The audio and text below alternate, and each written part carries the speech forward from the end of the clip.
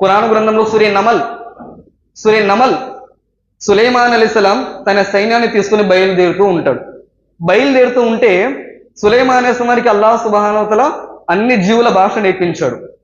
సులైమాన్ అలైహిస్సలాం వెళ్తుంటే ఒక చీమ మాట్లాడుతుందంట. ఏమిటా చీమ ఏమంటుంది? ఇదిగో నా జాతి చీమల్లారా, మీరు తప్పుకోండి, మీ పొట్టల్లోకి వెళ్ళిపోండి, మీ గృహాల్లోకి వెళ్ళిపోండి, సులైమాన్ ఆయన సైన్యం వస్తున్నారు. ఒకవేళ కనుక మీరు వాళ్ళ కాళ్ళ కింద పడిపోయారా నుజ్జైపోతారు, కాబట్టి మీరు మీ పొట్టల్లోకి వెళ్ళిపోండి అని చెప్పి ఒక చీమ తన జాతి చీమలకి చెబుతుందండి. ఎందుకని? తన జాతి చీమలు చనిపోకూడదని.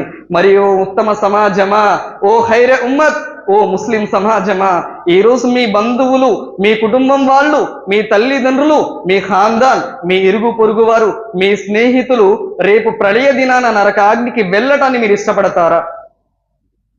ఆలోచించండి. రేపు ప్రళయ దినాన మన బంధువులు, మన స్నేహితులు, మన ఇరుగు పొరుగు వారు, మనకి ఇష్టమైన వాళ్ళే రేపు నరకాగ్నిలో వెళుతుంటే మన పరిస్థితి ఏంటి? కాబట్టి ఇన్షాల్లా మన వంతు బాధ్యతగా దావత్ చేయాల్సిందే. ఇంటింటికి ఇస్లాం దైవ ప్రవక్తల సాంప్రదాయం.